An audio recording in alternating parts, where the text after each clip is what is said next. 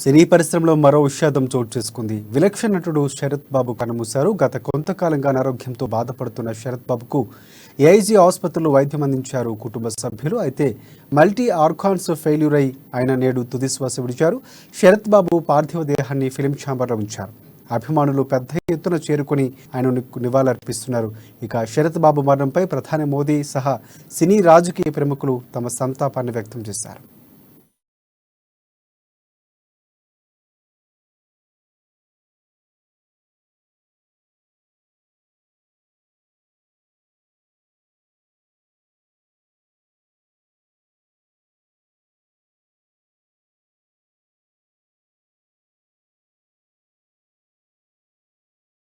తెలుగు ప్రేక్షక దేవుళ్ళందరికీ నమస్కారం. శరత్ బాబు గారు most dignified actor in Telugu cinema.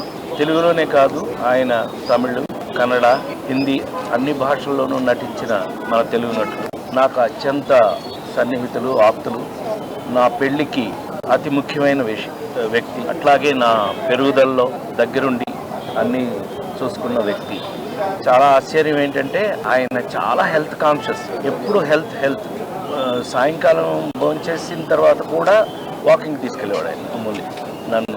అలాంటిది దైవ నిర్ణయం మన చేతుల్లో ఏమీ లేదు.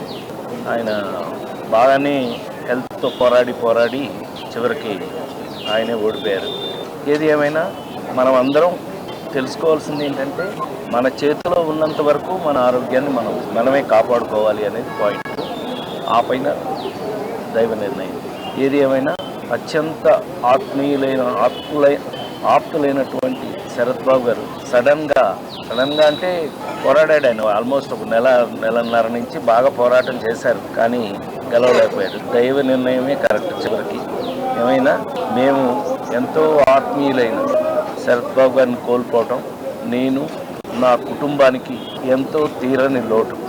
ఇక్కడ తీసుకొచ్చి కొంతమంది ఇక్కడ దర్శనం చేసుకునే అవకాశం లేకుండా తీసుకెళ్ళడం అనేది కరెక్ట్ కాదు అని చెప్పి వాళ్ళ ఫ్యామిలీ మెంబర్స్ అందరూ కూడా ఒప్పించాం. ఇప్పుడు 6 కల్లా బాడీ ఇక్కడికి వస్తుంది. 6 to 8 ఇక్కడే ఉంటుంది. చూడదలుచుకున్న వాళ్ళందరూ కూడా ఈ టైం లోపల 8 లోపల ఇక్కడికి వచ్చేస్తే 8 o'clock ఇక్కడి నుంచే డైరెక్ట్ గా చెన్నై అంబులెన్స్ లో తీసుకెళ్తారు. కాబట్టి ఒక మంచి నటుడిని, ఒక మంచి మిత్రుడిని మిస్ అయ్యే బాధ మాత్రం చాలా ఎక్కువగా ఉంది.